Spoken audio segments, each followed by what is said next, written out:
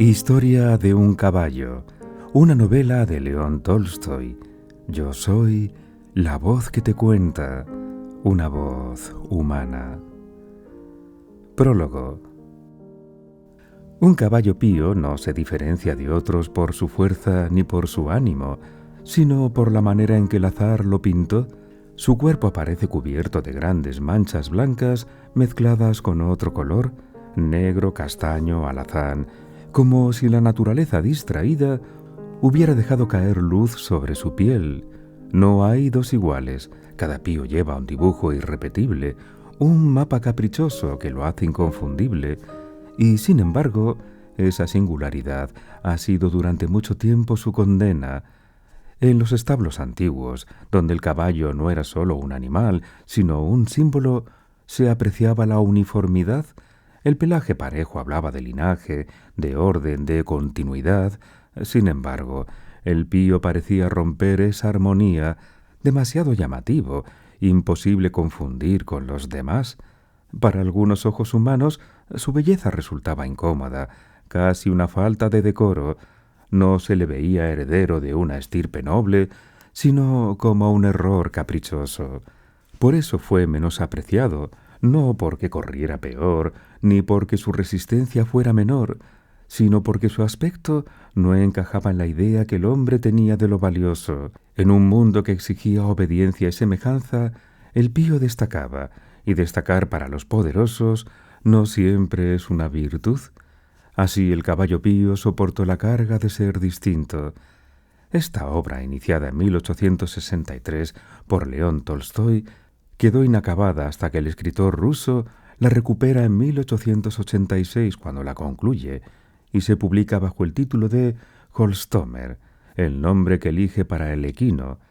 Durante los más de 20 años de interrupción, Tolstoy se dedicó a trabajar en dos de sus grandes novelas, Guerra y Paz y Ana Karenina. Historia de un caballo no se puede comparar a ellas en extensión. Se trata de una novela corta, casi un cuento, pero la profundidad y la sensibilidad de sus páginas está a la altura de sus mejores escritos. Cabalguemos a su encuentro. Capítulo 1. Se disipaban las brumas de la noche. Los primeros rayos de luz del alba matizaban de vivos colores las gotas de rocío. El disco de la luna palidecía, desvaneciéndose en el horizonte. La naturaleza entera despertaba. El bosque volvía a poblarse. En el patio inmenso de la casa señorial retornaba todo a la vida.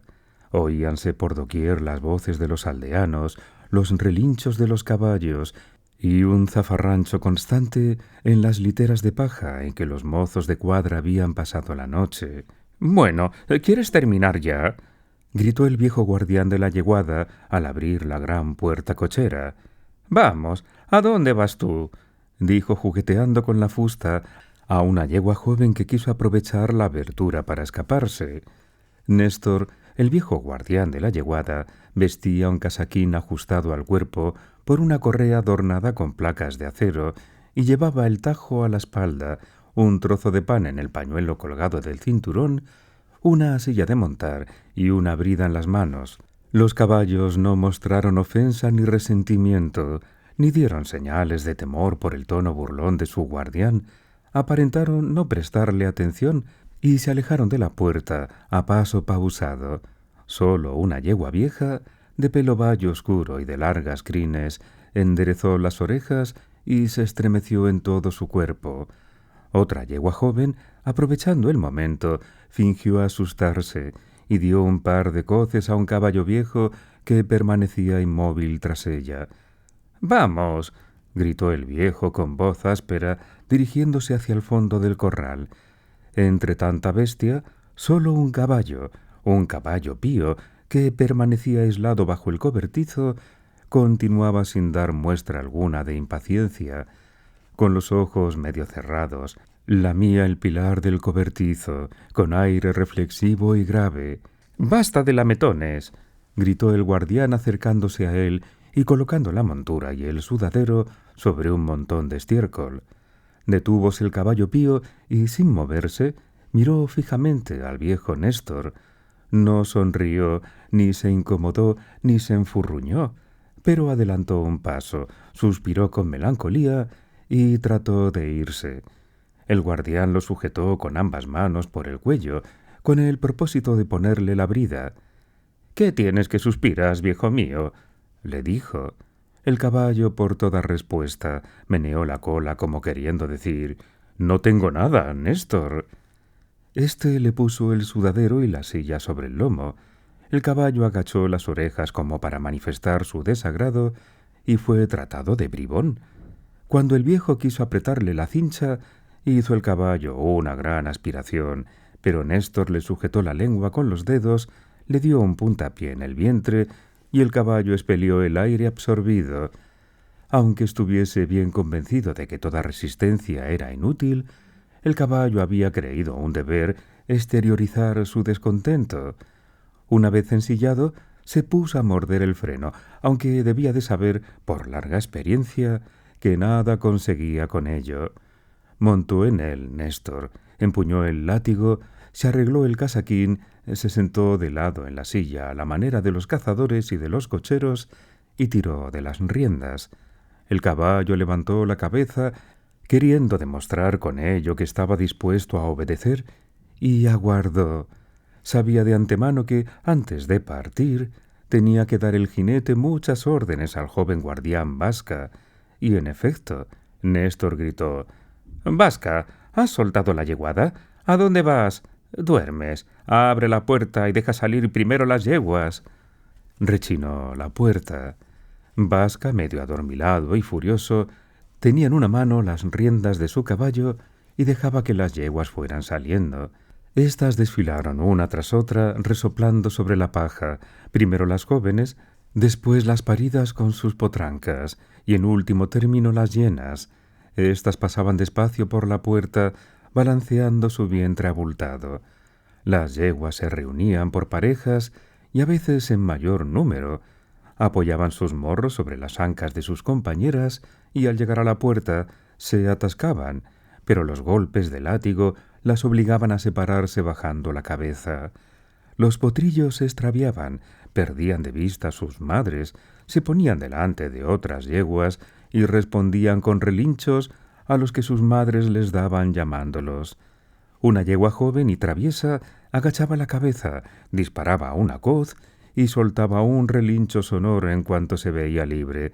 No se atrevía, sin embargo, a ponerse delante de la vieja yegua Jubilda, que rompía siempre la marcha o iba al frente de la yeguada con paso solemne y pavoneándose. El corral, tan animado instantes antes, quedaba triste y solitario. No se veían en él más que los pilares y los montones de paja. Aquel cuadro de desolación parecía entristecer al viejo caballo Pío, a pesar de que estaba habituado a verlo desde hacía largo tiempo. Levantó la cabeza, la bajó luego como si quisiera saludar, suspiró con tanta fuerza como le permitió la cincha y después siguió detrás de la yeguada, cojeando de las cuatro patas viejas y estacadas, con Néstor encima. «Sé lo que vas a hacer ahora», pensó el viejo caballo. «Tan pronto como lleguemos al camino real, sacará la pipa del bolsillo, encenderá la yesca con el eslabón y la piedra y se pondrá a fumar. Eso no me disgusta. El olor del tabaco es muy grato en las primeras horas de la mañana y además me recuerda a mis buenos tiempos. Lástima que al fumar le dé al viejo por ponerse fanfarrón y se cargue siempre hacia un lado, sobre el mismo lado, precisamente sobre el que me duele. Pero no importa, estoy acostumbrado a sufrir para que otros disfruten, y hasta empiezo a sentir una satisfacción de caballo al padecer por los demás. Dejemos a ese pobre viejo Néstor que haga el fanfarrón conmigo. Después de todo, no puede permitirse fanfarronadas, sino cuando nos encontramos a solas él y yo». Así reflexionaba el viejo cuadrúpedo, marchando a paso lento por el camino. Capítulo 2. Habiendo llevado los caballos a la orilla del río, donde debía pacer la yeguada, Néstor se apeó y desensilló su montura. Los animales se dispersaron por el prado, avanzando entre la hierba húmeda de rocío, envueltos en el vaho tibio que se elevaba por igual tanto de la tierra como del río, que formaba allí un amplio recodo. Después de quitarle la brida, Néstor rascó al viejo animal en el cuello y el caballo cerró los ojos en señal de gratitud. «Ya sé que te gusta, viejo bribón», dijo el palafrenero. En realidad aquello no le agradaba al caballo, que sólo fingía, por cortesía, hallarse muy complacido, por eso movió la cabeza en señal de conformidad.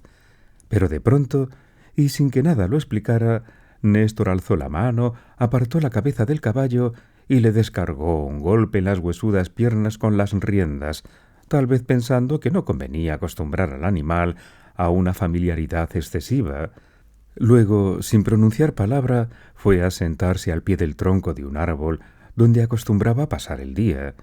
El golpe había sido muy doloroso y el áspero proceder entristeció al pío. Sin embargo, no lo manifestó, sino que a su vez se alejó, encaminándose despacio hacia el río, olfateando distraídamente la hierba y moviendo la cola ya rala.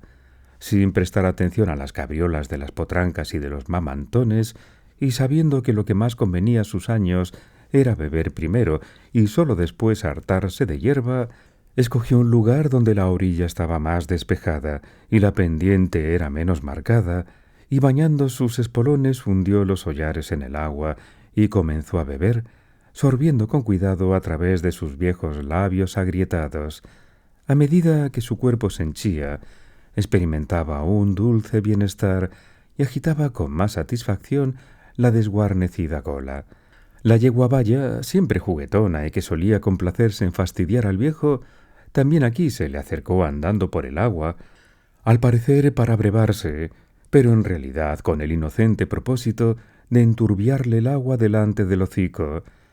Pero el viejo Pío ya había calmado la sed, fingió no advertir la mala pasada, liberó una tras otra las patas que se habían hundido en el limo, sacudió las crines y, apartándose de los jóvenes, se fue a pacer sosegadamente.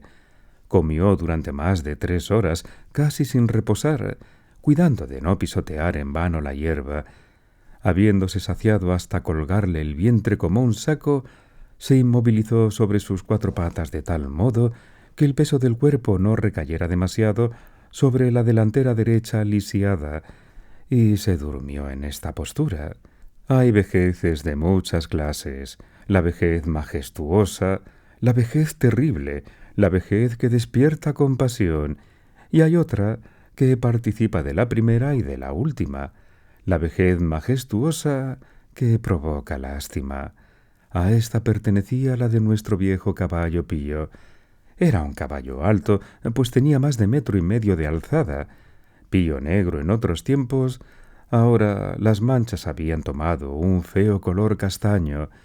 Tenía 3 grandes manchas, una en el lado derecho de la cabeza, que partía de la proximidad del belfo superior e iba a terminar en la mitad del cuello. La crin era entreverada, la mitad blanca y la otra mitad oscura. La segunda mancha se extendía por el costado derecho y descendía hasta la mitad del vientre. La tercera llenaba la grupa, la mitad de la cola y las 2 patas traseras. El resto de la cola era de un blanco sucio. Tenía una cabeza grande, con hondas cavidades bajo los ojos, los labios negros y desgarrados. La testa le colgaba, pesada y baja, de un cuello enjuto que parecía de madera por lo seco. Los labios partidos dejaban entrever los restos de unos dientes amarillentos y gastados, y una lengua también negruzca. Las orejas pendían, desgarrada una de ellas, y sólo de cuando en cuando se movían perezosamente para espantar las moscas insistentes. Un largo tupé le caía detrás de la oreja, la frente era ancha, despejada y rugosa. En los carrillos la piel colgaba formando bolsas. En el cuello y en la cabeza las venas se entrelazaban en grandes nudos que se contraían al contacto de las moscas. Tenía una expresión grave, sufrida y recogida de mártir. Las patas delanteras eran arqueadas, y en una de ellas, en la que la mancha oscura llegaba casi hasta media pierna, se había formado una gran rodillera del tamaño de un puño. Las patas posteriores habían padecido menos, pero estaban muy rozadas en las ancas, donde ya no volvía a crecer el pelo. Las cuatro patas parecían desmesuradamente largas por lo enjuto del cuerpo.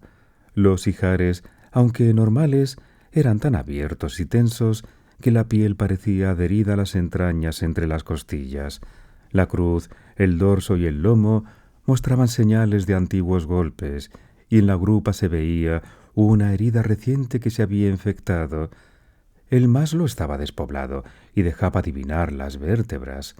En la grupa castaña, cerca de la cola, había también otra herida antigua del tamaño de una mano que parecía causada por una mordedura, y tenía además una gran cicatriz en la escápula. Las patas traseras y la cola estaban siempre sucias debido a continuos trastornos intestinales. La pelambre, aunque corta, se mantenía por todas partes muy rígida. Pero a pesar de esta senectud ingrata, un buen conocedor no habría dudado en afirmar que en su tiempo debió de haber sido un caballo magnífico. Más aún, habría afirmado que una sola raza en Rusia era capaz de producir una osamenta tan amplia, tales muslos, patas tan finas, un cuello tan bien colocado y, sobre todo, un cráneo tan perfecto, unos ojos tan negros y despejados, tales nudos nerviosos en la cabeza y en el cuello, y crines y pelambre tan delicadas. Realmente había algo majestuoso en la figura de aquel caballo, y en la terrible unión de las señales repugnantes de la vejez con su capa pía y la expresión de aplomo y serena conciencia de su fuerza y de su belleza.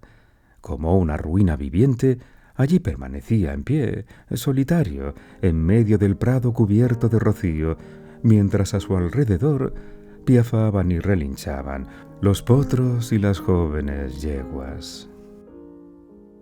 Capítulo 3. El sol se había alzado por encima de los árboles y bañaba con sus vivos rayos la pradera y el río. El rocío iba disipándose poco a poco, ya solo se advertían algunas perlas esparcidas aquí y allá. Los vapores de la mañana se deshacían y únicamente se elevaba algún que otro jirón de niebla leve en las orillas del río. Ligeras nubecillas se reunían como copos nevados y la calma dominaba el espacio. Más allá de la margen opuesta se distinguía un campo de trigo, verde y aún tierno. Las emanaciones de las flores y de la hierba jugosa embalsamaban el aire. A lo lejos se oía cantar al cuco, y Néstor, tendido de espaldas bajo el árbol, contó los años que le restaban de vida. Las alondras revoloteaban por los cielos, por encima del prado. Una liebre, sorprendida por la yeguada, huyó a todo escape, se ocultó luego detrás de una mata y enderezó las orejas. Vasca se quedó dormido con la cabeza entre las hierbas. Las yeguas, aprovechando su libertad, se dispersaron en todas direcciones. Las más viejas eligieron un sitio tranquilo donde pacer sin que nada las importunase, pero ya no pacían, se limitaban a despuntar los tallos de la mejor hierba y a devorarlos con visible satisfacción. Toda la yeguada fue orientándose insensiblemente hacia el mismo lado, y volvió a encontrarse una vez más la vieja Juldiva al frente de sus compañeras, sirviéndoles de guía. La pobre Muchka, que había parido por primera vez, no dejaba de relinchar, jugando con su retoño. La joven Atlasnaya, de piel fina como el satén, jugueteaba con la hierba, inclinando la cabeza de manera que el tupé le cubría los ojos y el rostro. Arrancaba tallos de hierba, lanzándolos hacia arriba y golpeando el suelo con el casco.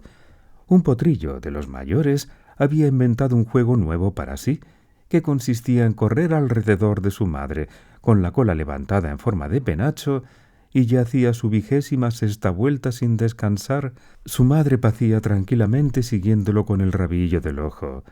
Otro de los potros más pequeños, negro y de cabeza voluminosa, con el tupé erizado entre ambas orejas y la cola inclinada hacia el lugar donde estaba su madre, seguía con mirada aturdida las carreras de su camarada. como si intentara explicarse a qué conducían aquellos alardes de resistencia. Otros potrillos parecían asustados. Algunos, sordos al llamado de sus madres, corrían en dirección contraria a ellas, relinchando con toda la fuerza de sus jóvenes pulmones. Otros se entretenían revolcándose en la hierba. Los más fuertes imitaban a los caballos y pacían. 2 yeguas preñadas se alejaron moviendo con dificultad sus patas y paciendo en silencio. Su estado inspiraba respeto a la yeguada. Nadie se había atrevido a molestarlas.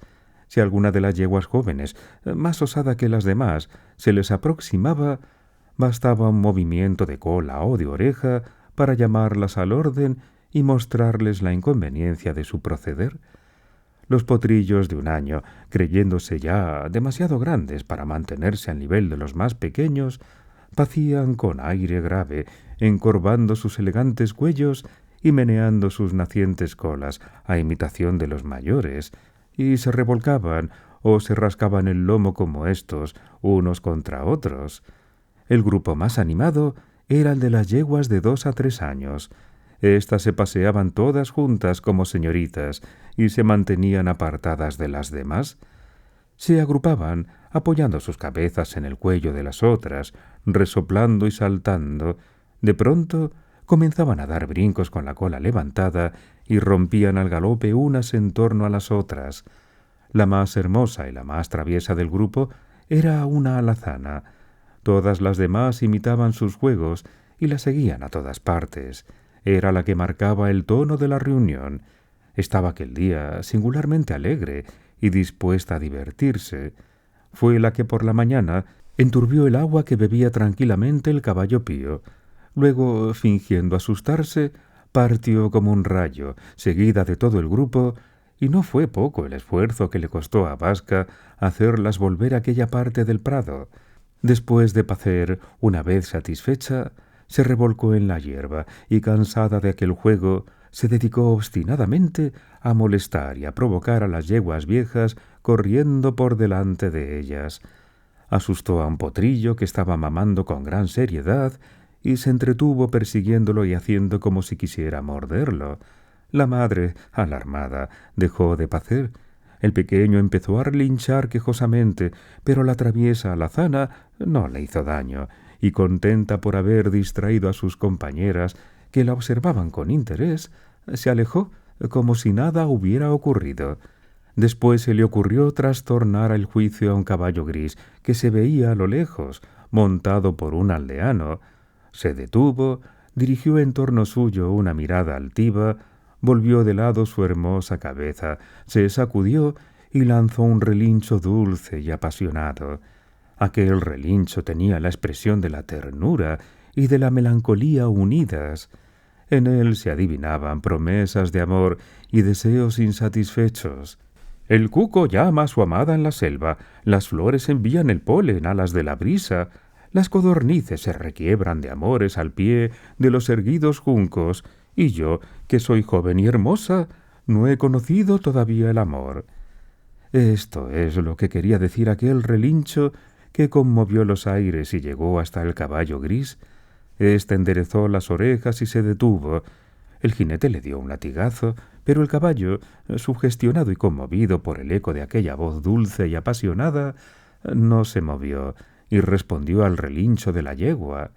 El jinete se enfureció, y fue tan terrible el golpe que le dio con ambos talones en los ijares del corcel que éste se vio obligado a interrumpir su canción y a proseguir su camino. Pero a la joven yegua la enterneció la canción, y estuvo escuchando durante largo tiempo el eco de la respuesta truncada, los pasos del caballo y las imprecaciones del jinete. Si sólo la voz de la joven alazana hizo que el caballo gris olvidara sus deberes, ¿qué habría sucedido si éste hubiese visto lo hermosa que era ella, el fuego que brillaba en sus ojos, la dilatación de sus narices y el estremecimiento de su cuerpo? Pero la locuela no era amiga de preocuparse en exceso. Cuando la voz del caballo gris se hubo apagado a lo lejos, relinchó en tono burlón, escarbó la tierra con sus lindos cascos y al ver, no lejos de ella, al viejo caballo Pío que dormía plácidamente, corrió hacia él para despertarlo y provocarlo. El pobre caballo era el blanco, la víctima de la juventud caballar, que le hacía sufrir aún más que los hombres, y sin embargo, ni a aquella ni a éstos les había hecho jamás daño alguno. Los hombres le necesitaban, pero ¿por qué los caballos no le dejaban en paz? Eso fue algo que nunca logró comprender. Capítulo 4. Él era viejo y ellas eran jóvenes. Él estaba flaco y ellas estaban rollizas. Él estaba triste y ellas estaban alegres. Era, pues, un extraño, un ser aparte, que no podía inspirarle sentimiento alguno de piedad. Los caballos no se compadecen sino de sí mismos, son egoístas por naturaleza. Era culpa del caballo Pío no parecerse a ellos y ser viejo, flaco y feo. Parece que no debiera ser culpa suya, pero la lógica caballuna es muy diferente de la lógica humana. Todas las culpas eran suyas y toda la razón estaba de parte de aquellos que eran jóvenes, fuertes y dichosos, de aquellos ante los cuales se abría el porvenir, de aquellos que podían levantar la cola en forma de penacho y cuyos músculos se estremecían al roce de la menor cosa. En sus momentos de calma, quizá creyese el caballo Pío que era objeto de una injusticia, que su vida llegaba a su fin y que debía pagar el precio de sus pasados goces, pero no era más que un caballo y no podía dejar de revolverse en ciertos instantes contra aquella juventud que le infligía castigos por lo que a ella misma le habría de suceder con el paso del tiempo. Otra causa de la crueldad de aquella juventud era el aire aristocrático que se daba. Todos descendían en línea más o menos directa del célebre Smetanka. El caballo Pío era un extraño, de origen incierto, comprado hacía 3 años en una feria por 80 rublos. La yegua alazana, fingiendo pasear sin rumbo, se acercó al pobre viejo y tropezó con él, como por casualidad o descuido. Comprendió éste de dónde venía el golpe, pero se limitó a dar un paso atrás sin abrir los ojos. La yegua le volvió la grupa e inició un movimiento como si fuera a darle un par de coces. El Pío abrió los ojos y se alejó tranquilamente. Había perdido el sueño y se puso a pacer. La yegua, alocada, no había quedado todavía satisfecha. Se acercó de nuevo al desdichado caballo, seguida de sus compañeras, una yegüecita de 2 años, muy torpe, que era una especie de mono de imitación y que seguía paso a paso a la alazana, se aproximó al caballo y, como todos los imitadores, sobrepasó los límites de la broma. La yegua alazana, al acercarse, hacía siempre como que no veía al caballo y pasaba y repasaba ante él con aire asustado, de modo que el viejo Pío no sabía si incomodarse o no, viéndola tan graciosa y divertida, pero su imitadora se lanzó sobre él de lleno y le asestó un golpe en el costado. El Pío abrió la boca y con una prontitud que no cabía esperar de él, se arrojó sobre la imprudente y le mordió en una anca. La agresora se revolvió y le golpeó con todas sus fuerzas, dándole manotadas. Rugió el viejo queriendo lanzarse otra vez sobre ella, pero luego, dando un hondo suspiro, se fue alejando de aquel lugar. La juventud debió considerar ofensiva para ella la conducta del viejo caballo Pío, y no le dejó en reposo el resto del día, a pesar de que el guardián intervino varias veces para hacer que todos entrasen en razón. Tan desgraciado se creyó el pobre caballo que, cuando llegó la hora de regresar a la yeguada, se acercó espontáneamente al viejo Néstor para que le pusiera la montura, y se consideró feliz llevándole sobre sus lomos. Sólo Dios podía conocer los pensamientos que agitaban el cerebro de aquel pobre viejo cuando lo montó Néstor. ¿Pensaba con amargura en la crueldad de la juventud o perdonaba sus ofensas con la indulgencia desdeñosa que caracteriza a los viejos? Imposible adivinarlo, tan impenetrables eran sus pensamientos. Aquella noche Fueron a ver a Néstor unos compadres suyos. Al pasar por el pueblo, vio su carro detenido en la puerta de una choza. Tenía prisa por reunirse con ellos, así es que apenas hubo entrado en el corral, se apeó y se alejó sin desensillar el caballo, encargando a Vasca que lo hiciese en cuanto concluyera su faena. ¿Sería a causa de la ofensa inferida a la descendiente de Smetanka o a causa de su orgullo aristocrático herido? Difícil sería determinarlo, pero lo cierto es que aquella noche todos los caballos, jóvenes y viejos, se pusieron a perseguir al caballo Pío, que, con la montura puesta, huía para evitar los golpes que le llovían por todas partes. Pero llegó un momento en que se agotaron sus fuerzas, y no pudiendo huir ya de sus perseguidores, se detuvo en medio del corral. La impaciencia de la rabia se dibujó en su rostro, agachó las orejas, y entonces ocurrió algo inesperado, un fenómeno extraño que calmó instantáneamente la excitación de toda la yeguada. La yegua más vieja, Viasopurica, se acercó a él, le echó el resuello con fuerza y suspiró. El viejo Pío le respondió con otro suspiro igualmente hondo. Aquel caballo anciano, plantado en medio del corral, con la montura puesta e iluminado por el resplandor de la luna, tenía algo de fantástico. Los caballos le rodeaban en silencio y le miraban con atención, como si fueran a descubrir algo muy importante para ellos, y he aquí, poco más o menos, lo que llegaron a conocer. Capítulo 5. Primera noche. Sí, soy hijo de Liubezki y de Babá. Mi nombre, según el árbol genealógico, es Mujikuno, conocido en el mundo bajo el de Holstomer, a causa de mi cola larga y abundante, que no tenía rival en toda Rusia. Según mi genealogía, no hay caballo alguno más puro de sangre que yo. No os lo habría dicho nunca, no lo hubierais sabido jamás por mi boca. Viasopurica, que estaba conmigo en Krienovo, tampoco me habría reconocido ya. No me hubierais creído si ella no lo hubiera atestiguado. Yo habría seguido guardando silencio, porque ninguna necesidad tengo de la conmiseración caballuna, pero vosotros lo habéis querido. Sí, yo soy aquel Holstomer que buscaban los inteligentes, y a quien el conde vendió por haber triunfado en las carreras de Libet sobre su caballo predilecto. Cuando vine al mundo, ignoraba yo lo que significaba la palabra pío. No sabía más que una cosa, que yo era un caballo. Las primeras observaciones que se hicieron respecto a mi pelo no sorprendieron mucho a mi madre y a mí.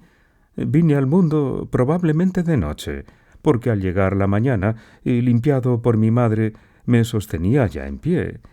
Recuerdo que tenía un deseo vago e impreciso que no estaba en disposición de formular y que todo lo que ocurría en torno mío me parecía extraordinario. Nuestras cuadras estaban situadas en un corredor cálido y oscuro y se cerraban con puertas o cancelas de hierro, a través de las cuales todo se podía observar. Mi madre me ofrecía su ubre, pero yo era aún tan inocente que la rechazaba con el hocico. De pronto se retiró mi madre a un lado. Acababa de ver al palafrenero en jefe que se aproximaba. Este miró a través de los hierros de la puerta. «¡Calla! ¡Acabas de parir, babá!», dijo abriendo la puerta. Entró y me rodeó con sus brazos. «¡Míralo, Farasier! ¡Parece Pío!». Yo me escabullí de sus brazos, pero como no tenía fuerzas suficientes, caí de rodillas. «Vamos a ver, diablillo», dijo. Mi madre se inquietó por aquello, pero no atreviéndose a defenderme, se contentó con suspirar y se apartó. Los demás criados se agruparon en torno nuestro y empezaron a examinarme. Todos reían al ver las manchas de mi pelo y me daban los nombres más extraños. Ni mi madre ni yo pudimos comprender el sentido de aquellas palabras. Hasta aquel momento no había existido ningún caballo pío en la familia.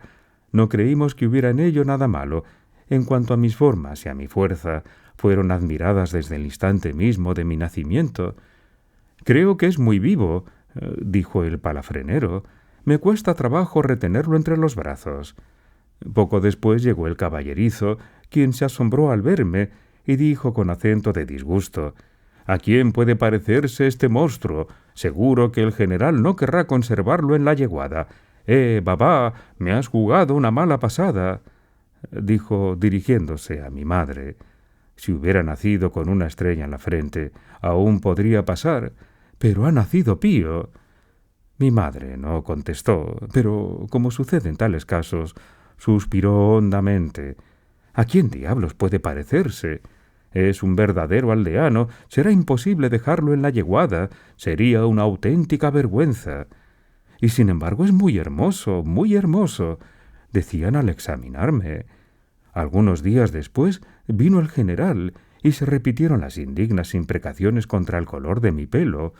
Todos estaban furiosos y acusaban de ello a mi madre, aunque al final siempre acababan añadiendo: «Y sin embargo es hermoso». Se nos dejó en las cuadras con una temperatura muy suave hasta que llegó la primavera. Entretanto, cuando hacía buen tiempo y la nieve empezaba a fundirse a los rayos del sol, se nos permitía salir al gran patio cubierto de paja fresca. Allí fue donde vi por primera vez a todos mis parientes, que eran muchos. También allí vi salir de sus cercados a las yeguas más célebres con sus hijos. Estaba, entre otras, Galautka y Muchka, la hija de Smetanka, y Akranuska, caballo de silla. Cuando se reunían, se frotaban unas con otras y se revolcaban en el suelo sobre la paja como simples mortales. No puedo olvidar aquel patio lleno de las más hermosas yeguas que puede uno imaginar. Os admiráis ante la idea de que yo haya sido joven y travieso, y sin embargo lo fui. Ahí tenéis a Viesopurica, que no tenía entonces más que 1 año. Era entonces una yegüecita alegre y gentil, pero sin ánimo de ofender. Era una de las más feas de la yeguada. Ella misma os lo podría certificar. Mi pelo, que había desagradado a los hombres, tuvo un gran éxito entre los caballos. Estos me rodearon, me admiraron y se pusieron a jugar conmigo. Empecé a olvidar los malvados propósitos de los hombres y a gozar de mi éxito.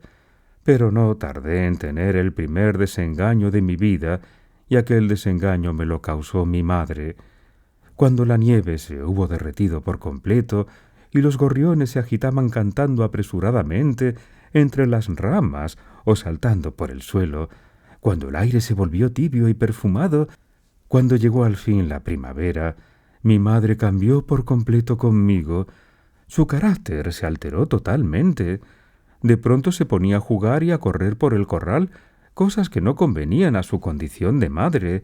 A veces se volvía pensativa y melancólica, relinchaba, mordía a sus amigas, se lanzaba sobre ellas, se refregaba conmigo y luego me rechazaba con disgusto.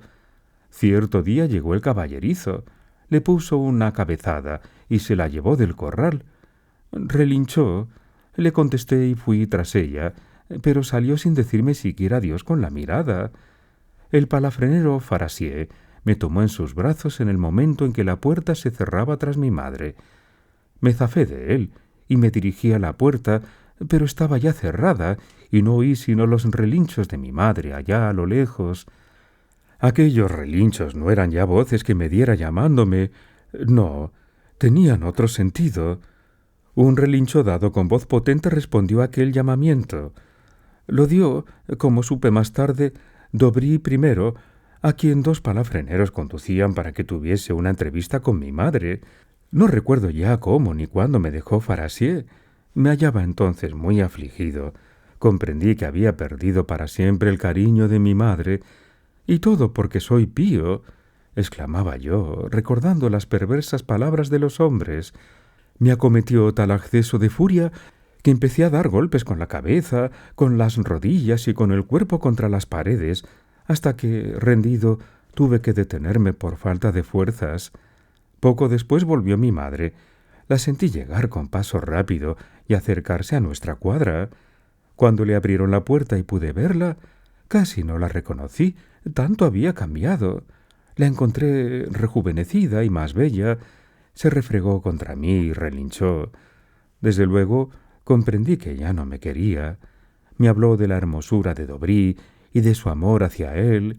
Sus entrevistas continuaron y mis relaciones con ella se hicieron cada vez más frías y tensas. Poco tiempo después nos enviaron a pastar. A partir de entonces comencé a tener goces y alegrías nuevas que me consolaron de mis pesares. Tuve amigas y tuve camaradas. Aprendimos juntos a comer hierba, a relinchar como los mayores y a saltar en torno a nuestras madres, levantando al aire nuestras colas. Dichoso tiempo aquel. Todos me admiraban, todos me querían y se me perdonaban todas mis locuras. Pero fue entonces precisamente cuando me ocurrió una cosa terrible.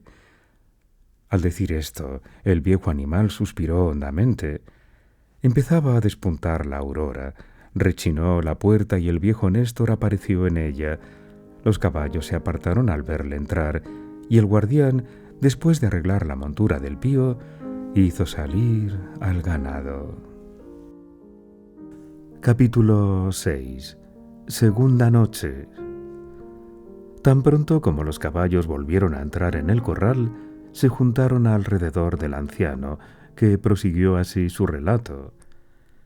En agosto me apartaron de mi madre. No lo sentí. Llevaba en el vientre a mi hermano menor, el célebre Usam. Yo advertí que ya ocupaba un lugar secundario. No le guardo celos. Solo comprendí que ya no quería a mi madre de la misma manera. Sabía, además, que al separarme de ella me quedaría con mis compañeros de edad y que cada día saldríamos a vagar por campos y praderas. Tenía a Mili por compañero de cuadra. Mili era un caballo de silla y cuando creció tuvo el honor de llevar al emperador y de aparecer retratado en fotografías. Por entonces era apenas un potrillo de piel delicada, cuello elegante y remos finos, bien aplomados.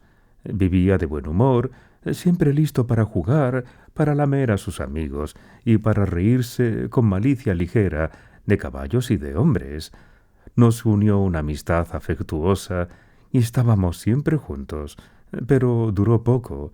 Como os he dicho, Mili era alegre e inconstante. Desde pequeño empezó a rondar a las yegüecitas y no dejaba de burlarse de mi candidez. Por desgracia lo imité. Herido mi amor propio por sus chanzas, me enamoré enseguida.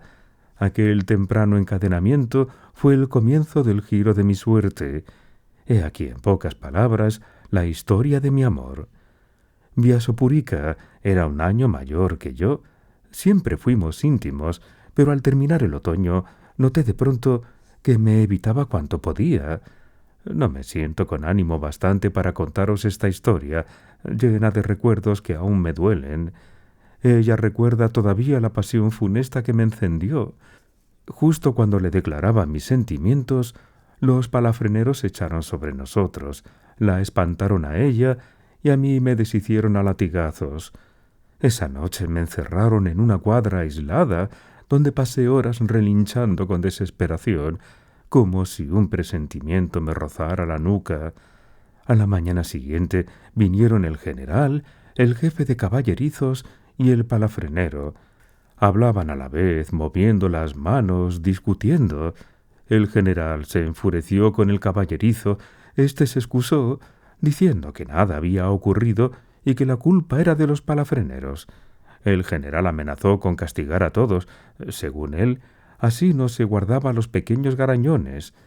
El caballerizo prometió cumplir lo que se le exigía y los tres se marcharon. Yo no entendí nada, pero sentí con claridad oscura que preparaban algo contra mí. Al día siguiente me hicieron ser lo que soy ahora, y mi relincho quedó apagado para siempre. Desde entonces me volví indiferente a cuanto me rodeaba y me hundí en pensamientos sombríos. Al principio caí en tal abatimiento que dejé de comer y de beber, y los juegos desaparecieron para mí. A veces me cruzaba la idea de soltar una coz, de alzar la voz, de galopar alrededor de mis camaradas. Pero ¿para qué? ¿Con qué fin? Y bajaba la cabeza. Una tarde, mientras el caballerizo me paseaba frente al corral con una cuerda al cuello, Vi a lo lejos una nube de polvo y las siluetas conocidas de nuestras yeguas. Pronto oí el batir de los cascos y sus relinchos alegres. Me detuve pese al tirón de la cuerda que me cortaba el cuello como un suplicio, y miré la yeguada como quien contempla una felicidad perdida para siempre. A medida que se acercaban, fui reconociendo una por una las caras de mis antiguas amigas. Algunas me miraron y no me reconocieron. El caballerizo tiró de mí. No le obedecí. Perdí el juicio y me puse a relinchar y a brincar, pero mi voz sonaba extraña, casi grotesca. En la yeguada no se ríen, sin embargo, vi que todas volvían la cabeza a otro lado, por discreción. Fue evidente que les inspiré lástima. Les parecí ridículo con mi cuello adelgazado, mi cabeza grande. Yo había enflaquecido terriblemente, mis remos largos y, sobre todo, con mi actitud absurda. Me puse a trotar en torno del caballerizo. Nadie contestó a mi llamada y todas se apartaron como si lo hubieran decidido sin hablar. Entonces se hizo la luz en mí y comprendí el abismo que me separaba de ellas. Seguí al caballerizo en la mayor desesperación y ni siquiera sé cómo regresé a mi cuadra. Inclinado a la reflexión desde muy temprano, mis desventuras no hicieron más que acentuar esa inclinación.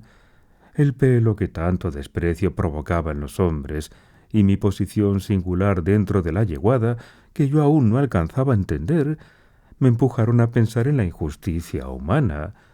Medité con amargura sobre la fragilidad del amor materno y del amor de las hembras en general, y traté de formarme una idea más precisa de esa raza extraña llamada hombres, examinando sus actos para descifrar su carácter. Era invierno, en el tiempo de las fiestas. Aquel día no me dieron ni de comer ni de beber. Supe después que no lo hicieron porque los palafreneros estaban borrachos perdidos. Precisamente esa jornada, al pasar revista a las cuadras, el jefe de los caballerizos se acercó a la mía y, al notar que me habían dejado sin pienso, se irritó contra el palafrenero y se fue maldiciendo. Al día siguiente, el palafrenero vino a darnos de comer y, por lo pálido que estaba, advertí en él una sombra de sufrimiento. Arrojó el heno con rabia por entre los hierros y, cuando intenté apoyar el morro en su espalda, me dio un puñetazo tan fuerte que retrocedí asustado. No bastándole, me soltó además un puntapié en el vientre, murmurando: «Si no fuera por este feo sarnoso, no me habría hecho nada». «¿Qué te ha ocurrido?», le preguntó su camarada, que casi nunca viene a ver los caballos del conde, pero al suyo le hace 2 visitas al día. «¿Le han dado acaso el caballo Pío? No sé si se lo vendieron o si se lo regalaron, no sé nada. Lo que sé es que puedo dejar sin comer a todos los caballos del conde y no dirá una palabra, pero como le falte algo a su potro, me hunde». «Túmbate», me dijo, y me molió. «Eso no es cristiano, tener más compasión por una bestia que por un hombre. Cualquiera diría que no está bautizado», y se contaba los golpes. «Ni el general pega tanto. Tengo la espalda hecha una llaga. Ese hombre no tiene alma de cristiano». Entendí bien lo de los latigazos y lo de la piedad cristiana. Lo demás no lo comprendí. No supe entonces qué quería decir «su potro», aunque deduje que había algún vínculo entre el caballerizo y yo. Solo mucho después, cuando me apartaron de los demás caballos, lo entendí del todo. Las palabras «mi caballo» me parecían tan absurdas como «mi tierra», «mi aire» o «mi agua», pero me dejaron una impresión profunda. Pensé mucho en esto y solo más tarde, cuando llegué a conocer de cerca a los hombres, pude explicármelo. Los hombres se rigen por palabras más que por hechos. Prefieren la posibilidad de decir, con términos fijados por ellos, que la posibilidad de hacer. Esos términos a los que conceden enorme valor son el mío, la mía, los míos, mi, mis. Los aplican a seres vivos, a la tierra, a otros hombres y hasta a los caballos. Y suele ocurrir que alguien, al hablar de una cosa, la llame mía. Aquel que puede pronunciar esa palabra sobre un mayor número de objetos es tenido por los demás como el más feliz. No sé deciros por qué razonan así. Muchas veces me pregunté si sería puro interés, pero siempre rechacé esa idea, y he aquí por qué.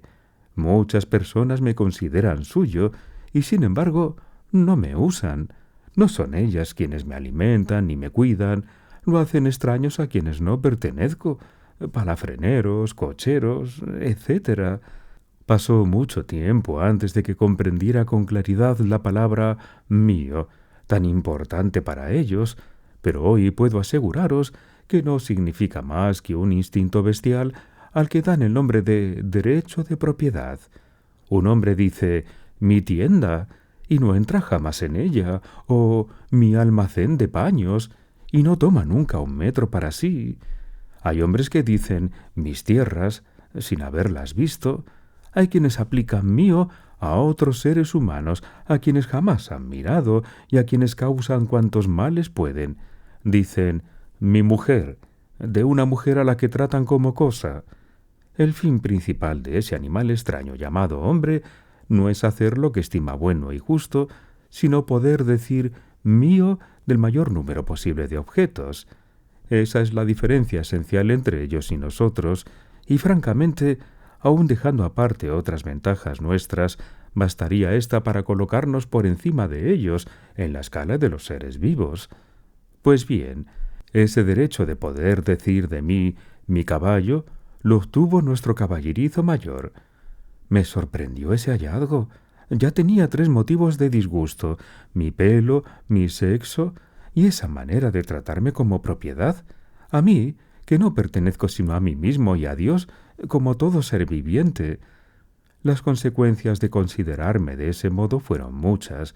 Me alimentaron mejor, me cuidaron más, me apartaron de los otros caballos y me engancharon antes que a mis compañeros. Apenas cumplí 3 años. Me destinaron al trabajo. La primera vez que me engancharon, el caballerizo que me tenía por suyo asistió a la ceremonia. Temiendo que resistiera, me sujetaron con cuerdas. Luego me pusieron una gran cruz de cuero sobre el lomo y la amarraron con correas a las varas del carruaje para impedir que le destrozara a coces. Aquellas precauciones fueron inútiles. Yo solo deseaba ocasiones para mostrar mi amor al trabajo. Su admiración fue grande al verme marchar como un caballo hecho. Me engancharon cada día para enseñarme el trote. Progresé tan deprisa que una mañana el propio general se asombró. Pero, cosa extraña, desde el momento en que quien me llamaba mío era el caballerizo y no el general, mi talento dejó de tener el mismo valor. Cuando enganchaban a mis hermanos y a los caballos padres, medían sus pasos, los ponían en carrozas magníficas y los adornaban con lujo. A mí me enganchaban en carruajes humildes y llevaba al caballerizo cuando tenía que hacer sus diligencias. Y todo ello por ser pío, y más aún que por eso, por pertenecer al caballerizo y no al conde. Mañana, si seguimos con vida, os contaré lo que trajo para mí ese cambio de dueño. Los caballos se mostraron respetuosos todo el día con el viejo Holstomer. El único que siguió tratándolo como antes fue el viejo Néstor. Capítulo 7. Tercera noche. Un débil cuarto de luna iluminó la silueta de Holstomer y al círculo de caballos que le escuchaban. La consecuencia más singular de que no perteneciera ni al conde ni a Dios, sino al caballerizo, prosiguió el viejo Pío, fue que aquello que suele constituir nuestro don más estimado, es decir, la marcha veloz, provocara que me expulsaran de la yeguada. Un día probaban al cisne en el prado. El caballerizo, montándome, se acercó a observar la carrera situándose al borde de la pista allí trazada. El cisne pasó ante nosotros. Corría bien, pero todavía se balanceaba y no tenía esa buena disposición, esa limpieza de movimientos que yo ya había alcanzado. No llegaba a esa perfección que sólo se consigue cuando un pie abandona el suelo apenas ha tocado el otro, cosa indispensable para que todos los movimientos se aprovechen para impulsar el cuerpo hacia adelante. Al pasar el cisne, entré yo también en la pista, y el caballerizo no me detuvo. «Voy a probar a mi Pío», gritó divertido, y cuando volvió a pasar el cisne, me dejó suelto. Aquel ya iba lanzado, y por eso quedé atrás en la primera vuelta, pero en la segunda fui recuperando terreno, y después de alcanzarlo le adelanté sin esfuerzo.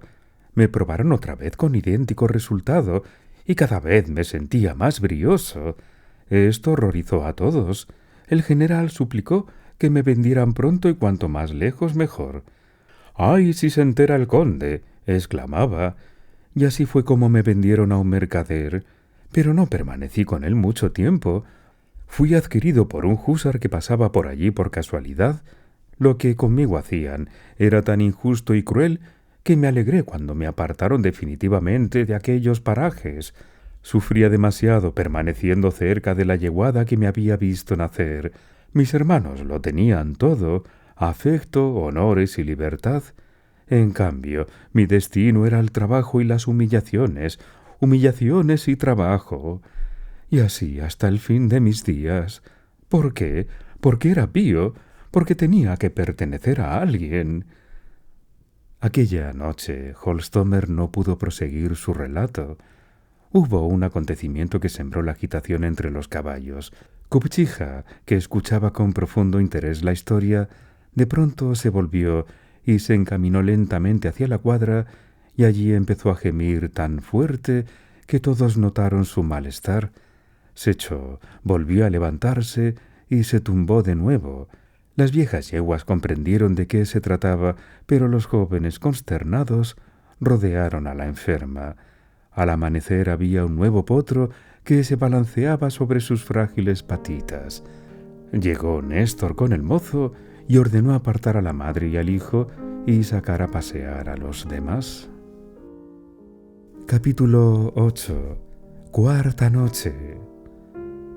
Cuando cerraron las puertas y todo quedó sumido en el silencio, el caballo Pío prosiguió hablando de esta manera. Al pasar de un dueño a otro observaba con atención, aumentando así mi experiencia. Fueron dos los amos que me retuvieron más tiempo: el húsar que pertenecía a la nobleza y una anciana que vivía cerca del monasterio de Nicola Yavleni. Con el húsar viví los mejores días de mi vida. Por más que fuera la causa de mi perdición, por más que él no amara a nadie, yo me sentía atraído por él precisamente a causa de esto. Me agradaba porque era apuesto, dichoso y rico, y justamente por ello no quería a nadie. Vosotros ya me entendéis, porque sois capaces de experimentar este noble sentimiento propio de todo caballo. Su frialdad y mi dependencia conferían una fuerza singular a mi afecto. «Mátame, pégame», pensaba. «Cuanto más me maltrates, tanto más feliz me sentiré». Me había comprado al mercader, que a su vez había entregado por mí 800 rublos al caballerizo, y me había elegido precisamente porque en aquel tiempo nadie montaba caballos píos. Fue mi mejor época. El húsar tenía un amante, lo supe porque cada día iba a verla y a veces tenía que llevarles a ambos. Ella era una mujer hermosa, guapo era él y gallardo su cochero, y por eso les quería mucho a los tres. Me sentía dichoso. Así transcurría mi vida. Cada mañana venía un mozo a limpiarme. El palafrenero era un joven muchacho campesino. Abría la puerta para airear bien la cuadra, retiraba el estiércol y empezaba a rascarme y a limpiarme con bruza, almohada y cepillos. Yo le mordisqueaba las mangas jugando. Luego nos llevaban a mí y al otro caballo que formaba el par hacia unas tinajas con agua y nos lavaban y peinaban con cuidado. El muchacho admiraba mi piel pía, mis patas rectas y nervudas, mis cascos grandes y sólidos y mi dorso brillante, ancho y fuerte. Colocaban heno en el rastrillo y llenaban de avena el pesebre de roble. Luego llegaba Teofán, el palafrenero, y el cochero mayor. Amo y cochero se asemejaban. Ambos eran intrépidos y no querían a nadie, y por eso todos les veneraban. Teofán solía llevar una camisa encarnada y calzones de terciopelo. Daba gusto verle llegar los días festivos, engominado, elegante y alegre, y solía exclamar entonces: «¿Ya no me reconoces, bruto?», y me empujaba con el mango de la horca, pero sin causarme daño. Yo comprendía la broma y echaba hacia atrás las orejas en señal de gratitud. El potro que formaba el par era Zaino Azabache, y por las noches acostumbraban a engancharnos juntos. Mi compañero se llamaba Polkan y no entendía de bromas y mordía como un demonio, pero Teofán no le tenía temor. Le abordaba con decisión y le dominaba con la voz. Una vez nos desbocamos en el Kurnetsky, la principal calle de Moscú, pero ni amo ni cochero perdieron la serenidad. Gritaban riendo a la gente para que se apartara y nos dominaban con extraña maestría. No atropellamos a nadie. Con todo ello a su servicio, perdí mis mejores facultades y una buena mitad de mi vida. Se me iban estropeando las piernas, pero, a pesar de todo, fueron mis años más felices. Al fino del mediodía nos enganchaban, nos untaban los cascos y nos refrescaban la cabeza. El trineo era de junco trenzado, las bridas pequeñas con hebillas de plata y de seda hilada las riendas. Todos los arneses ajustaban tan bien que, una vez puestos, no se sabía dónde terminaban estos y dónde empezaba el caballo. Solían engancharnos en un cobertizo. Llegaba Teofán, obeso, ancho, con un cinturón escarlata que le llegaba casi hasta los sobacos. Nos sacaba bromeando y sin emplear jamás el látigo. Solo por pura fórmula me decía: «¡Andando!». Cruzábamos el patio al paso, se detenían a mirarnos la cocinera, que salía a vaciar el cubo, y el pinche ocupado en cortar leña. Ante el portal se reunían los lacayos, llegaba el cochero, y todos se ponían a hablar y a discutir. Así aguardábamos a veces durante 2 o 3 horas, dando alguna pequeña vuelta y volviendo a detenernos frente a la puerta principal. Por fin se oía en la casa un rumor de pasos apresurados y salía corriendo el viejo Tijón, barrigudo, luciendo su eterno frac, y ordenaba: «¡Listos!», porque entonces aún no existía la necia costumbre de gritar «¡Adelante!», como si yo no supiera que se debe avanzar de frente y no retrocediendo. Teofán emitía un breve chasquido con la lengua y me acercaba a la escalinata. Y aparecía el amo, displicente y presuroso a un tiempo, como si nada advirtiera, como si no hubiera nada digno de mención en los caballos, ni en el vehículo, ni en ese Teofán que se inclinaba con los brazos extendidos, en un gesto que debía de resultarle muy incómodo. Llevaba casaca y un capote con piel de castor cenicienta que tapaba en parte su rostro sonrosado, de negras cejas, y tan agraciado que daba pena ver cómo lo ocultaba. Avanzaba haciendo sonar sable y espuelas y pisaba el tapiz del corredor como si tuviera mucha prisa y sin dignarse mirar a nadie. Yo le saludaba sacudiendo la cabeza. Cuando él estaba de buen humor, bromeaba con Teofán y éste le respondía sin volver la cabeza y moviendo apenas las riendas me daba la señal de partida que yo comprendía perfectamente. 1, 2, 1, 2. Yo emprendía el trote, lanzando con cuidado bajo la protección delantera del trineo la nieve sucia de la calzada. En aquel tiempo nadie gritaba el necio «¡So!» o el como si al que conduce le doliera algo, y se empleaban términos claros y precisos: «¡Alerta! ¡Ojo! ¡Cuidado!». «¡Ojo! ¡Cuidado!», gritaba Teofán, y la gente se detenía y nos dejaba pasar admirada. Me gustaba competir con los coches rápidos. Cuando divisábamos uno, digno de un esfuerzo, procurábamos darle alcance. Yo no me preocupaba de dónde mandar la nieve. Me emparejaba con el vehículo, piafaba en el oído de los ocupantes y pronto los distanciaba. Les rebasábamos muy serios, como si aquello no fuera nada, una simple carrera de personas que se dirigen a sus asuntos y que ni reparan en los infelices que utilizan caballos lentos.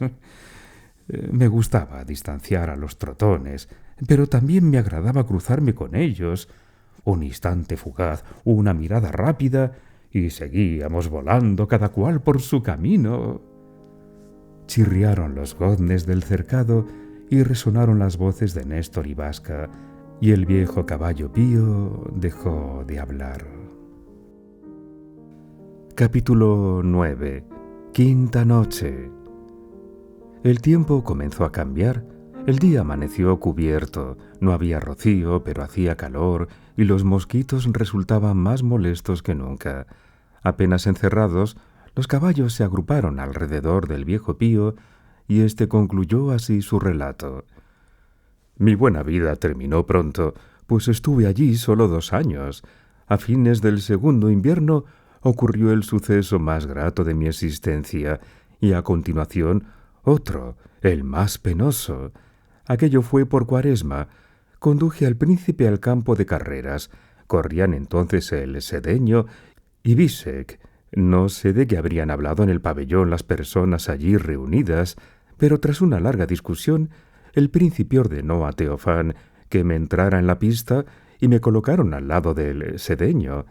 Este iba enganchado a una ligera carriola. En cambio, yo tiraba de un birlocho de calle. Me despegué en la primera vuelta. Me saludaron con gritos, risas y clamores de admiración. Luego ofrecían por mí miles de rublos al príncipe, pero él solo se reía mostrando sus blancos dientes. No, decía, para mí no es un caballo, sino un amigo. No hay oro bastante para comprarlo. Adiós, señores. Se acomodó en el coche. «¡Hala, Ostroyenka!», ordenó. Era la casa de su amada. Fue mi último día feliz. El príncipe decía de aquella mujer que era suya, pero resultó que ella se había enamorado de otro hombre. La mujer se había marchado con otro 5 horas antes. El príncipe lo supo por boca de la doncella. Saberlo y ordenar al cochero que siguiese a la fugitiva, todo fue uno. Sin darme tiempo para respirar, me lanzó a toda velocidad. Por primera vez en mi vida sentí en mi cuerpo la impresión del látigo y di un paso en falso.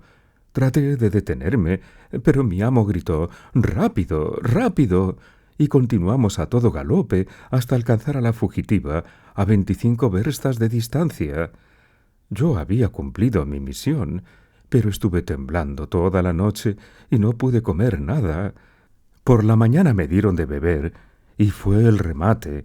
Bebí y dejé de ser el caballo veloz que había sido. Caí gravemente enfermo. Me atormentaron de 1000 maneras, es decir, me curaron. Se me agrietaron los cascos, se me doblaron las piernas, se me hundió el pecho y me sentí débil y agotado. Me vendieron a un tratante que me alimentó con zanahorias y no sé qué otras cosas. Dejé de ser lo que era, pero daba el papel, y por el aspecto podía engañar a cualquier profano, pero ya no tenía vigor ni fondo. Además, cada vez que venía un comprador, el tratante entraba en la cuadra y me azotaba con un látigo hasta enfurecerme. Luego procuraba disimular las señales de los golpes y se marchaba. Fui vendido a una viejecita que solía ir a la iglesia de Nikola Yavlevny, pero que castigaba a su cochero. Este venía a llorar a mi cuadra, y fue entonces cuando supe que las lágrimas son saladas y tienen muy buen sabor. Murió la anciana. Su encargado me llevó a su aldea y me vendió a un mercader. Allí tuve un empacho de avena y me puse aún peor que antes. Me dieron a un campesino. Trabajé tirando de un arado y comiendo poco. Un día me herí la pierna con una guadaña. Volví a enfermar. El aldeano me dejó en manos de un tratante bohemio a cambio de otra caballería, y en poder de éste sufrí un verdadero martirio. El bohemio me vendió a nuestro intendente y por eso estoy aquí. Los caballos guardaron silencio. Empezó a llover. Capítulo 10. Al día siguiente, de regreso al corral, los caballos se encontraron por el camino con el amo, que iba acompañado de un huésped. Yuldiva los miró de soslayo. El dueño de las caballerizas llevaba un sombrero de paja. El otro era un militar alto, corpulento y fofo. La vieja yegua les lanzó una mirada recelosa y pasó amusgando. Los demás, sobre todo los jóvenes, se inquietaron, especialmente cuando los dos hombres empezaron a recorrer la manada, hablando animadamente y gesticulando. «Este tordo remendado lo compré a Boikov», decía el amo, «y este zaino azabache es un buen caballo», observaba el invitado. Iban y venían examinando a los animales. Repararon en la yegua vaya. «Esta es la que me quedó de los Krenovsky, una buena estirpe». No podían examinar todos los caballos mientras permanecían sueltos. El dueño dijo algo a Néstor y éste se adelantó, montado en su pío. El viejo caballo cojeaba, pero se notaba que, aunque le obligaran a correr, no protestaría. Incluso trataba de galopar, valiéndose solo de 3 patas. «Esta es la mejor yegua de Rusia», dijo el amo señalando un ejemplar, y el otro asintió. El dueño iba animándose, yendo de un lado a otro, mostraba los animales y explicaba la historia y el origen de cada caballo. El huésped se aburría y solo hacía preguntas por mera cortesía. «Sí, sí», repetía distraído. «Sí, sí. Mira qué patas y qué cuello. Esta me costó mucho dinero. Ya ha tenido 3 potros». El desconocido la admiró por cortesía. Parecía estar profundamente aburrido, pero fingió que le interesaba la yegua. «Sí, efectivamente», contestó con voz distraída. Al cabo de cierto tiempo, y después de haber visto una porción de caballos, no pudo resistir más y dijo: «¿Nos vamos?» «Como quieras», replicó el dueño, y ambos se alejaron en dirección a la puerta. El desconocido, contento de verse libre y ante la idea de sentarse pronto a la mesa para comer, beber y fumar, se animó visiblemente. Al pasar por delante de Néstor, que permanecía en pie y en actitud de esperar órdenes, apoyó su gruesa mano en las ancas del caballo pío y dijo: «¡Qué casualidad! He tenido un caballo parecido a este.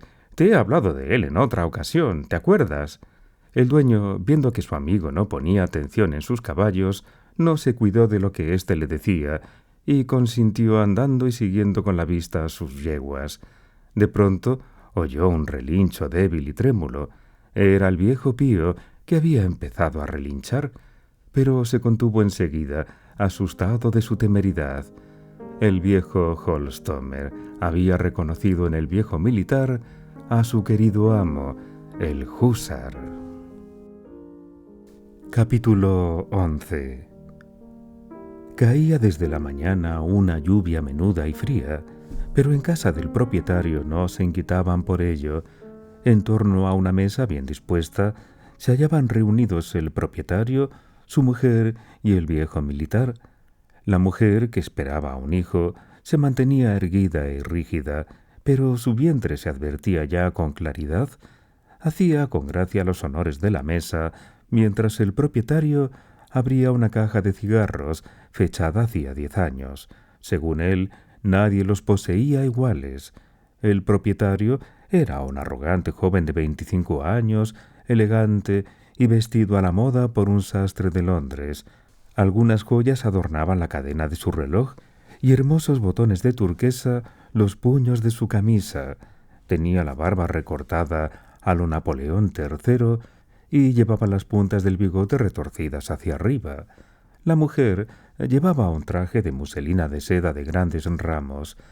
Adornaba su cabeza con gruesos pasadores de oro y sus brazos con bellas pulseras. El centro de la mesa y los cubiertos eran de plata y todo el servicio de porcelana de Sèvres.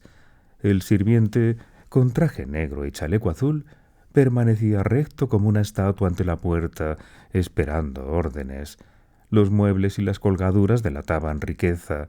Todo era hermoso, pero faltaban el gusto y la elegancia. El dueño, deportista apasionado, era uno de esos hombres a quienes se ve en todas partes, lo mismo en las carreras que en el teatro. Uno de esos que arrojan magníficos ramos a las actrices. Su amigo Nikita Serpukhovsky tenía ya 40 años. Era alto, fuerte, calvo y llevaba barba y largo bigote. En otro tiempo debió de haber sido muy apuesto. En la actualidad era aceptable, moral y físicamente.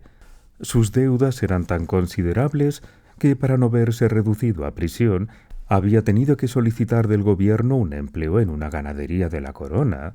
Todo cuanto llevaba puesto tenía un sello particular de distinción que revelaba su origen noble. En su juventud se había comido una fortuna de 1.000.000 de rublos y había contraído deudas que ascendían a 120.000. Aquel pasado inspiraba tal respeto a sus proveedoras que le concedían un crédito ilimitado. Habían transcurrido 10 años. Su prestigio se debilitaba y Nikita empezaba a encontrar muy triste la vida. Tomó la costumbre de embriagarse, cosa que no le había ocurrido nunca en otro tiempo. Sin embargo, no se le podía reprochar que empezara entonces a beber, puesto que había bebido ya desde su edad más temprana.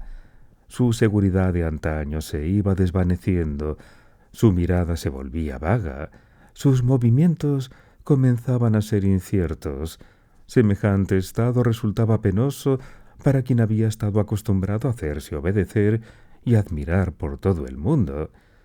El propietario y su mujer, que lo conocían desde hacía largo tiempo, lo miraban con compasión, se intercambiaban señales de complicidad y procuraban hacer lo necesario para que se sintiera a gusto.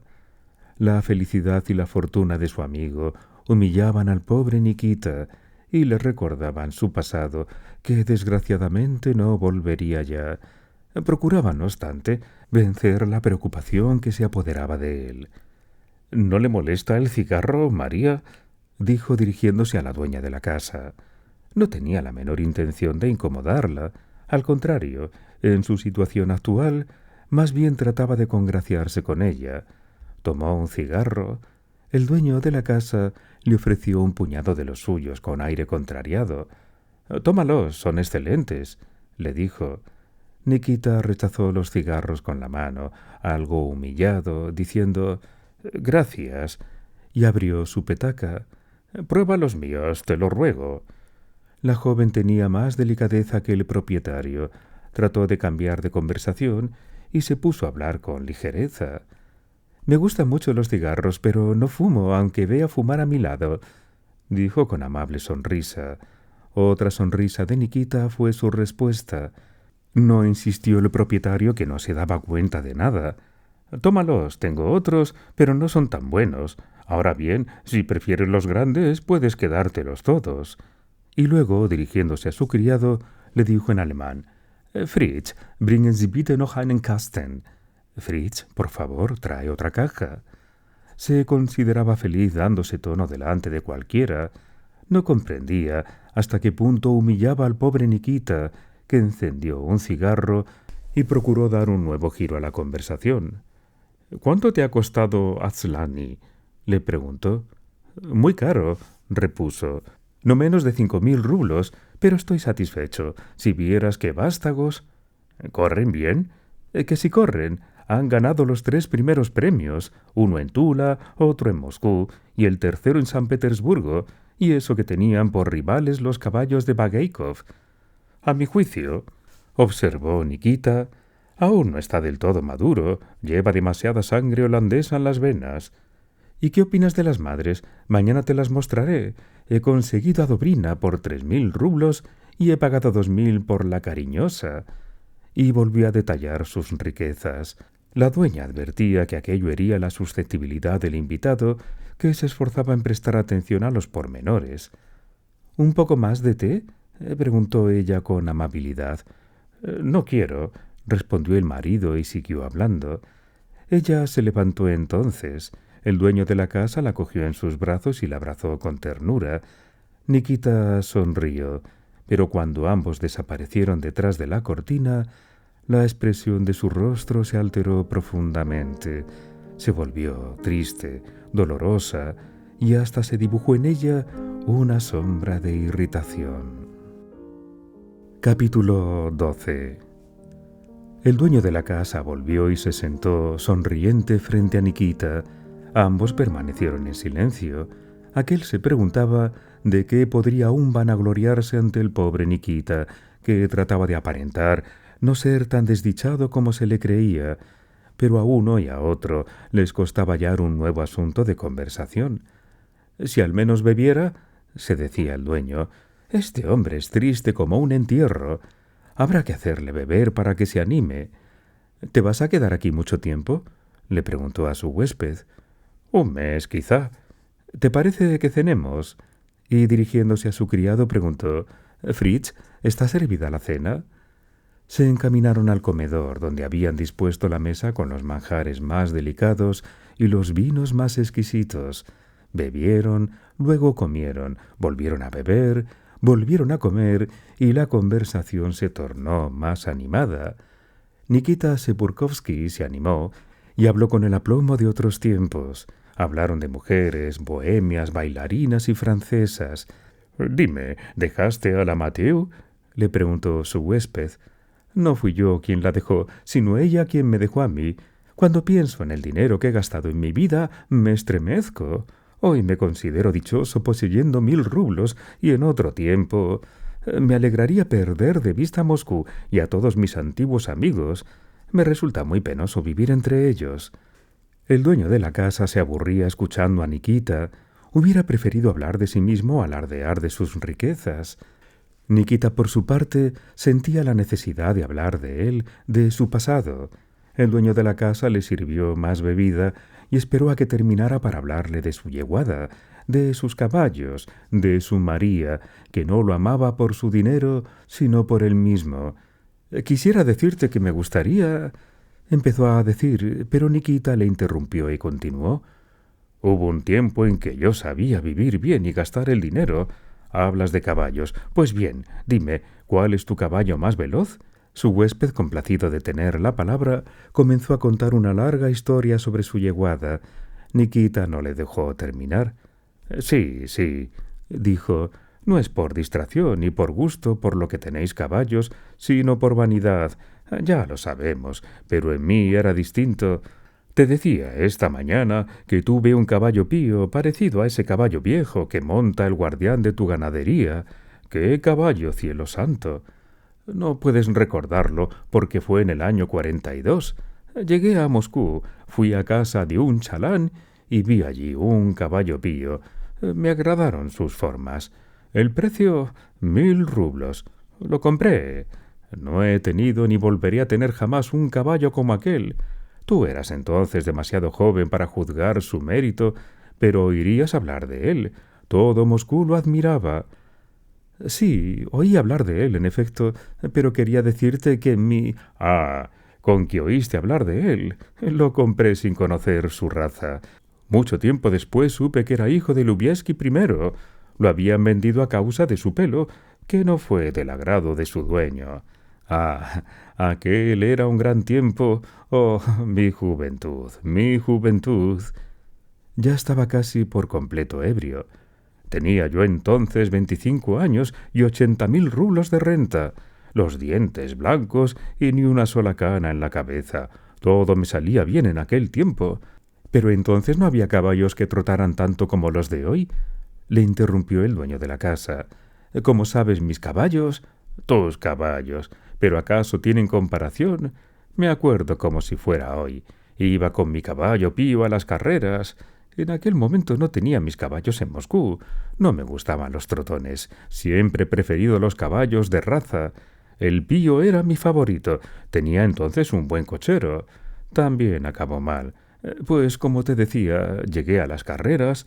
«Sepurkovsky», me decían, «¿dónde están tus trotones?». «No los tengo, no tengo más que mi caballo pío. Apuesto que os dejo a todos atrás». «Imposible. ¿Apuestas 1000 rublos?». Aceptaron. El pío llegó a la meta 5 minutos antes que los demás y gané la apuesta. Pero eso no es todo. Yo he hecho con mis caballos de raza 100 verstas en 3 horas. Todo Moscú lo sabe. Y Nikita se puso a hablar con tal entusiasmo que le fue imposible al dueño de la casa meter baza. Lo miraba con desesperación y no hacía más que llenar su copa. Iba a amanecer y Nikita seguía hablando con animación de sus antiguas proezas. Su huésped continuaba escuchándole desesperado. Por fin se decidió a levantarse. «Vayámonos a dormir», dijo Sepurkovsky, y se levantó tambaleándose, y con paso incierto se dirigió a las habitaciones que le habían preparado. El dueño de la casa comentaba con su mujer: «No, no hay quien pueda soportar a Nikita. Está borracho y ha hablado sin cesar ni un solo instante. Y luego se permite adularme. Temo que me pida dinero». Sepurkovsky, por su parte, se dejó caer en la cama vestido. «Creo que he bebido demasiado», se dijo. «Pero ¿qué importa? Su vino es bueno, pero él es un cerdo acabado. Se le nota enseguida al advenedizo. En cuanto a mí, también soy un cerdo». Y se echó a reír. «En otro tiempo era yo quien pagaba y ahora me pagan a mí, porque es la Bickler quien me mantiene y acepto su dinero». Muchacho!», gritó, pero el criado se había ido a acostar hacía ya tiempo. Se sentó, se quitó el uniforme, el chaleco interior, los pantalones, se quitó hasta una bota, pero le fue imposible quitarse la otra. Se echó de nuevo en la cama y empezó a roncar con todas sus fuerzas, saturando la habitación con las emanaciones del vino y del tabaco. Capítulo 13. Aquella noche, Holstomer fue interrumpido en sus meditaciones por la llegada de Vaska, el mozo de las caballerizas. Le embridó y salió al trote. Hasta la madrugada lo tuvo atado a la entrada de la taberna, junto al rocín de un campesino. Por la mañana al pío le picaba todo el cuerpo y tenía que rascarse sin descanso. «¿Cómo me pica?», pensaba el caballo. «No es cosa natural». Transcurrieron 5 días. Llamaron al veterinario. «Es sarna», dictaminó con aire triunfal. «Hay que venderlo a los gitanos». «No, que lo maten. No debe quedarse aquí ni un día más», dijo el palafrenero. Era una mañana clara y radiante. Los caballos fueron conducidos al prado, pero Holstomer fue retenido. Llegó un hombre extraño, enjuto, moreno y desaliñado. Era el Matarife. Se lo llevó sin mirarlo. Holstomer caminaba tranquilo, sin volver la cabeza, arrastrando como siempre las patas enfermas. A la salida del patio intentó acercarse al pozo, pero el hombre le dijo: «Ya no te hace falta». El Matarife y Vaska, que le seguían, llegaron a un foso detrás del muro del ganado y se detuvieron como si aquel sitio tuviera algo singular. El hombre de negro entregó al mozo la cuerda del ronzal, se quitó la túnica y sacó un cuchillo y una piedra de afilar. El caballo quiso morder el bocado, como hacía de costumbre, pero Vaska no se lo permitió. Suspiró y cerró los ojos, aburrido. Le colgaba el labio, dejando al descubierto los dientes amarillentos. Empezó a dormitar, escuchando cómo afilaban el cuchillo. Permanecía inmóvil y sólo de vez en cuando se le contraía la pierna enferma. De pronto sintió que le alzaban la cabeza y abrió los ojos. 2 perros lo miraban. Uno seguía los movimientos del Matarife, el otro observaba al caballo como si aguardara algo. El viejo pío lamió la mano que lo sujetaba. «Quieren curarme», pensó. «Bien, que hagan lo que quieran». En efecto, sintió que algo ocurría en su garganta. Fue un dolor agudo. Se estremeció y esperó lo que vendría después. Algo tibio comenzó a brotar a chorro, inundándole el cuello y el pecho. Volvió a suspirar y realmente se sintió aliviado. Se sintió aliviado de todo el peso de la vida. Cerró los ojos e inclinó la cabeza. Nadie lo sostenía ya. Le temblaron las piernas, luego todo el cuerpo, pero no se asustó. Aquello solo le resultó extraño. Todo se le antojó nuevo y singular. Quiso avanzar, como si tuviera que subir una cuesta, pero las piernas se le trabaron y cayó pesadamente sobre el costado izquierdo. El Matarife aguardó a que cesaran las convulsiones, ahuyentó a los perros, agarró las patas traseras e, indicando a Vaska cómo debía ayudarle, comenzó a despellejar al animal. «Era un buen caballo», observó el mozo. «Si no estuviera tan flaco, hubiera sido muy hermosa su piel», dijo el curtidor. Aquella noche, al regresar a la caballada del prado, los que iban a la izquierda del montículo pudieron divisar abajo, en el foso, algo sanguinolento que se disputaban perros y cuervos. Un can mordía y arrancaba grandes pedazos que se separaban con secos crujidos. La joven yegua Baya se detuvo, alargó el cuello y, alzando la cabeza, se puso a olfatear el aire. Costó mucho obligarla a seguir el camino. Al amanecer, en una hondonada perdida en medio de un espeso bosque, aullaban alegremente unos lobeznos. Eran 5, 4 casi iguales y otro más pequeño con la cabeza tan grande como el cuerpo. Una loba enjuta y tiñosa, arrastrando el abdomen hinchado de ubres prominentes, salió de entre los arbustos y se sentó ante su cría. Los lobeznos se adelantaron. Entonces ella se acercó al más pequeño, dobló una pata y, tras unas cuantas contracciones convulsivas, eructó por las dentadas fauces un gran pedazo de carne. Los lobeznos mayores se precipitaron para disputarle la pitanza, pero la madre los contuvo amenazadora. Aquello pertenecía por entero al pequeño. Este aferró con avidez el trozo de carne y empezó a devorar gruñendo. Luego la loba repitió la operación para saciar a los demás. Después, cansada, se echó a descansar vigilándolos. Una semana más tarde, detrás del muro no quedaban más que los huesos mayores, un cráneo, los fémures y el coxal. Todo lo demás había desaparecido. En verano pasó por allí un campesino que recogió los últimos restos y los destinó a diversos usos. El cuerpo de Serpukhowski entró en contacto con la tierra mucho después. Su piel, su carne y sus huesos no fueron de utilidad alguna. Durante 20 años su cuerpo, muerto en vida, había sido un estorbo para sus semejantes. Hasta su entierro fue una obligación penosa y desagradable. Nadie lo necesitaba. Desde hacía tiempo era una carga para todos. Sin embargo, otros muertos en vida como él juzgaron oportuno vestir su cuerpo con un uniforme brillante, calzarlo con buenas botas y depositarlo en un ataúd sólido, con borlas en las esquinas. Y les pareció necesario encerrar esta caja mortuoria en otra de plomo para trasladar los restos a Moscú y depositar, entre otros huesos humanos, entre gusanos y putrefacción, un cuerpo ataviado con flamante uniforme y lustrosas botas. Después lo cubrieron todo con tierra. Fin de Historia de un caballo. Gracias por haber compartido este momento de lectura en La Voz que te cuenta.